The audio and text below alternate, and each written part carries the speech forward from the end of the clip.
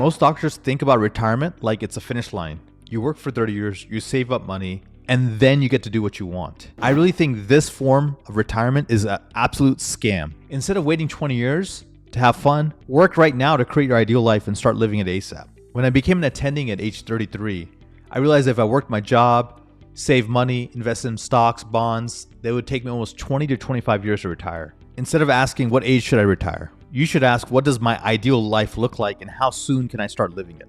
If you love practicing medicine, do it for the love of the game and practice on your own terms, whether that's 40 hours per week or that's even part-time. And if you're starting to get burnt out by medicine or you're looking for a different calling, then figure out how to gracefully pivot. My name is Dr. Vikram Raya. I'm a cardiologist who went from a negative net worth at age 33 to retiring from traditional medicine at the age of 40 with an 8-figure net worth. After I left cardiology, I was able to practice functional medicine, which I really loved and enjoyed, and got numerous patients off medications and pills and really enjoyed the practice of medicine for many years. And at that point, I decided to pivot once again into real estate and into coaching and consulting. But for me, creating wealth outside of my day job gave me the freedom to do what I really wanted to do. Let me tell you a story. I have a coaching client and their goal was to really retire from medicine altogether. And they're saying, hey, how much money do I need, Vic, to retire? And so I introduced her the concept of the 4% rule. And for those of you guys who don't know what the 4% rule is, figure out how much money you would like to live off of. Not money to survive, but money to really thrive. So if you need $500,000 a year, $400,000 a year, $1 million a year, whatever that is for you, tell me that number and then divide it by 4%. And that will give you the net worth you need to accumulate to get that annual income. And so for this person, they wanted to have $400,000 a year of annual income coming in without working. And so if you divide by 4%, that came out to $7.5 million of net worth. So now the question really is, great, that's I know my number now, but how do I get there? And so that's really the crux of the matter. How do you achieve the net worth of 7.5 million when most physicians probably have a low single digit net worth? Most physicians are 2-3 million at most. Less than 11% of physicians in the country have a net worth greater than 5 million. So let me share with you two powerful strategies that I've helped my clients use to gain a significant net worth. The first one is real estate. Honestly, real estate is really how I was able to build my 8-figure net worth. I started off by buying single family homes in Atlanta, and I accumulated a portfolio. But after at some point, I realized that this was not enough to scale me to an 8-figure net worth. And so I quickly pivoted to multifamily properties, specifically small to medium-sized apartment buildings. And each of these deals added additional $500,000 to $1 million to my net worth over time. And the best part of it is I learned to do this with some of my own money, but really I had to partner and bring other investors together. In fact, the more generous I became and the more opportunities I created in the marketplace with investors, brokers,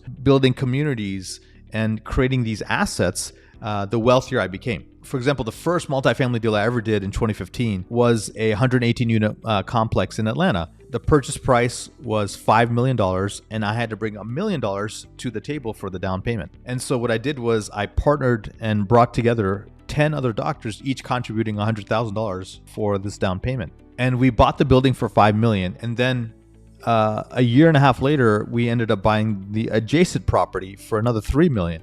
So all in, it was $8 million, 182 units. And then we sold it 2 years later for $13 million. And that one deal gave me the financial courage to leave traditional medicine. If you want more details on this strategy, I made a longer video on this topic. Check it out on the top of the screen. All right, the second way to do it is by scaling your clinic. So this is how we're going to help you scale your clinics. Let's use a starting scenario. You're a cardiologist and you own one clinic. As a practice, you make $1 million a year of revenue and you take home $400,000. You have 30 patients a day and the average reimbursement is about $165 a visit. And let's assume you work 3 days seeing clinic patients, 1 day rounding the hospital, 1 day doing hospital-based procedures. You typically work 60 hours a week and you take 1 in 4 weekend call. This sounds very eerily familiar to me because myself and so many others I know live this life day to day. Let's say expenses wise, $600,000 of overhead comes from insurance, mortgage and business loans, medical supplies and staff, salaries, 2 medical assistants, a front desk, billing, administration, utilities. And the revenue comes from obviously $750K from clinic patients and $250K from your procedures and hospital-based work. And the first step is really to conduct an income to time audit. And you have to do this for a month. Really what it is figuring out where you spend your time in your business or practice. What did you do today? How long did it take? How much net income was generated? What kind of joy versus frustration did it give me? See, not only do you want quantitative parameters, but you want qualitative as well. You want to rank all the monthly activities based on the amount of income it generates and how much time it utilizes out of your schedule. And what you want to do is you want to optimize for that ratio. What gives you the most income for the least amount of time? That's what we call an income to time ratio. In this case, this particular physician example, the reading echoes created more income for least amount of time. So did reading nuclear stress tests and then seeing new consults in the office. When you have this, you need to then start thinking about things in two different lenses. There's a concept I would like to introduce you to. It's called ELF versus HALF. ELF versus HALF. What's the difference, Vic? Well, ELF is easy, lucrative, and fun. And HALF is hard, annoying, lame, and frustrating. Guess which one doctors sometimes fall prey to, right? They do more of the HALF activities because they think they should, or that's what they're meant to do. But really, you'll enjoy your life and you'll make more money if you go ELF. These 3 activities this clinician really enjoyed doing, they created a lot of income. And so what you want to do is double down on those activities and start delegating, deleting, allowing others to do other activities. Step number 2 is you need to figure out an honest appraisal of where you're at. What that means is this is like a financial audit of your business, like a diagnosis, if you will. Let's look at your profit and loss statements for the last 12 to 24 months. Let's look at your net operating income. Let's identify trends and opportunities for you to increase profit. And you need to run this business and practice efficiently, right? What that means is you're trying to target a 65% overhead ratio, leaving you 35% profit. Step number 3 is you need to find the constraint to explore your next level of growth. And a lot of times, guess what? Constraints you. Before we start adding more people to the company, we first want to improve the efficiency of the practitioner. And so that's usually the physician. So how do we get the same physician to see more patients? A lot of times it's inefficiencies in the workflow. And the number one inefficiency I've seen after coaching 200 physicians is really the documentation friction. You want to figure out how to reduce to how much time it takes to document. And the way to do that is scribes, whether that's AI based or in person. And usually that saves about 7 to 10 minutes per encounter. So if you're doing, call it 30, 40 patients a day, that's significant. An in-person scribe can be an MA, a medical assistant, it could be a PA, it could be a student even, it could be a volunteer, it could be an artificial intelligence agent, but it doesn't matter. The goal is to get it off the physician's plate. And honestly, it may cost you $18 to $20 an hour, up to $30,000 per year, but you can make that tenfold by you being more efficient doing the higher value tasks. And honestly, this would save most physicians at least 3 hours a day. And what you do with that free time is you'd focus on the top 3 revenue generating activities. And by adding 6 hours of time to your week with a scribe, this specific cardiologist can generate an additional $10,000 per week reading echoes, stress tests, and new consults. This will allow them to achieve their financial independence number very quickly. And remember, we talked about maybe this is adding $30,000, $40,000 per year to your overhead. Well, you make it up in 3 or 4 weeks. So you can see sort of the trade-off there. Step number 4 is to further increase your capacity. This is when, once you're efficient as a company or as a practice, this is when you're allowed to bring on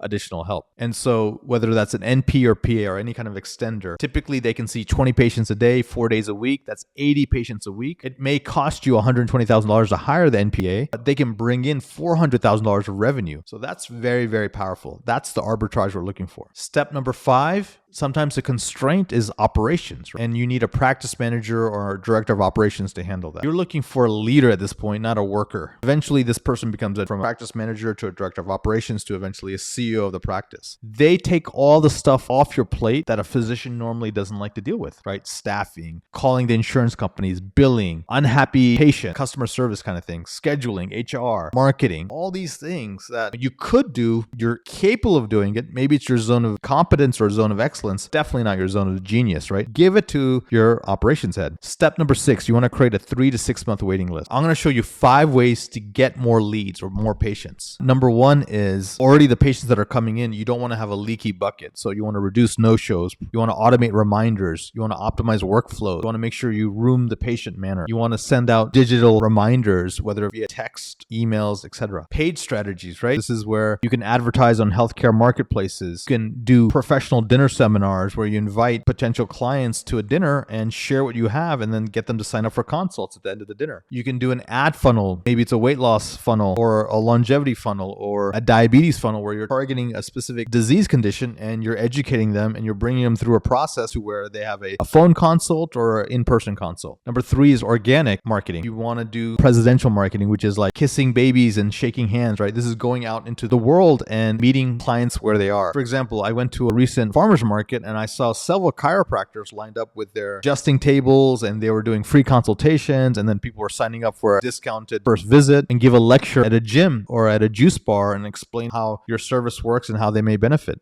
You can do ebooks, which will educate them on a topic. Social media, SEO, Google reviews, right? You want to have at least 100, eventually 1,000 Google reviews that can keep bringing in people into the door.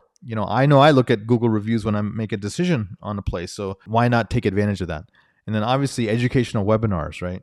Number 4 is your referral network. Don't underestimate the power of this. 20% of the doctors get you 80% of your patients. Identify those 20% and take care of them. Go to dinner with them. Give them gifts, discuss, what are their needs and how you can provide even better service. Make sure they have your cell phone. Give them feedback on clients that they refer to you. Sometimes as you're trying to build up your practice, you can go do shifts at the hospital or urgent care or freestanding ERs, then start funneling patients toward your clinic. And then obviously you want to deputize your patients who have been successful and get them to bring in more patient referrals, right?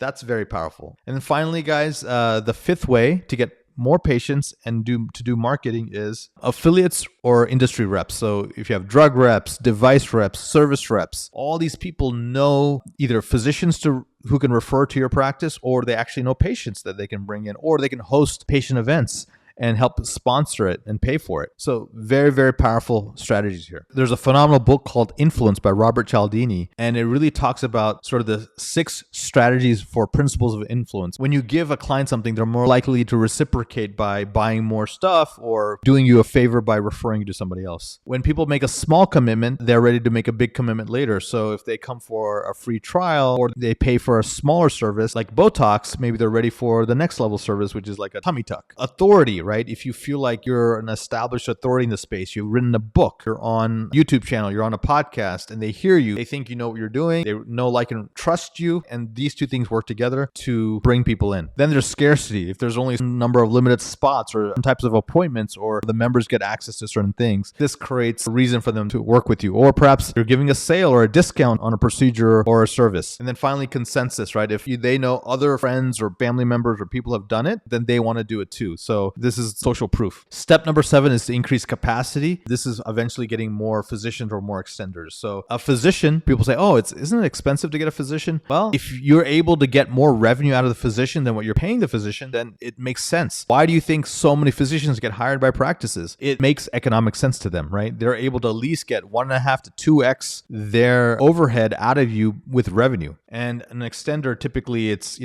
costs you $120,000 for an extender, and you hopefully can get at least $400,000 of work out of them. As you start hiring these people and your expenses sort of plateau, your revenue should continue to increase as you optimize your practice. Step number 8 is to delegate, right? We as physicians sometimes take on too many tasks. In fact, I was coaching another physician client, and he's an oculoplastic surgeon, and he was doing scheduling, lab calls, follow-ups. I was like, dude, why don't you get your MA to do this, or your operations manager? And he's like, oh yeah, I was thinking about that, but I wanted to do it the right way, And so even if these people do it 80 to 90% as good as you, it's still worth it to come off your plate, right? And so the key is for the physician or the founder or the CEO to really do things only they can do and delegate the rest. Step number 9, revenue optimization. So this is where you can upgrade or negotiate insurances. This is where you create a membership model or concierge practice, right? Typically, if you charge, $200 a month for a concierge practice, that comes out to $2,500 per year. If you add 1,000 patients over the next 3 years, that's an additional $2.5 million in revenue, right? And these are very simple strategies to get. Maybe you're bringing on 300 patients a year to your concierge practice, and within 3 years, that is a very lucrative business. And all of this together leads to financial freedom. Quick summary. Remember our cardiologist who started with $1 million of revenue? we added $500,000 of revenue based on time optimization, where he focused on the things that brought him the most revenue with the least amount of time. He added another $400,000 with a physician extender. He added another $750K with a second cardiologist. And then he added the $2.5 million for the concierge practice. So now his revenue went from $1 million to $5 million, an increase of $4 million. And with a 65% overhead, his income is now, take-home income is $1.8 million. That's amazing, right? And almost 4 or 5x his income. And the time to scaling, this took over 3 years. Now the question is, what do you do with all of this, right? Obviously, you can bundle more services. You can ask more passive medical income, ASCs, medical offices. You can own the office that you're renting. Instead of just renting, you can own it. Botox, right? All these different things. You can scale to multiple locations, right? You can do either a franchise model where a bunch of different clinics are the same, or you can do one mothership with satellite clinics, different ones. But eventually the goal for a lot of people is to roll this up and sell to private equity. So this is how it works. If you have a total revenue of 5 million and your EBITDA, which is earnings before debt, taxes, and amortization, it comes out to 1.8 million, which is your profit really. And typically the equity multiplier can be between 5 to 7x for this kind of practice. And so let's say you sell it for a 6x, 6 times 1.8 comes out to over $10 million, an 8-figure exit. This is the power to learning to scale your practice or your clinic. So with those two strategies, scaling your clinic or getting into real estate, you can really find a way to achieve those financial numbers, hit your 4% rule, and be able to retire at your choosing. But I know what many of you are thinking. Hey, I really like medicine. Great. Well, do it on your own terms, right? Do more of what you love and less of what you hate. I know doctors who practice 10, 20, 30 hours a week, whatever they want. My wife, she practices Mondays, Tuesdays, and half day Wednesdays. She loves her work schedule. This is not retirement. This is true freedom. So I know doctors who practice multiple ways. Some people do locum. Some people do telemedicine, right? They can practice from anywhere in the world. Other people practice just 10, 20, 30 hours a week. It doesn't matter how you want to practice. Just decide what's right for you and go after it.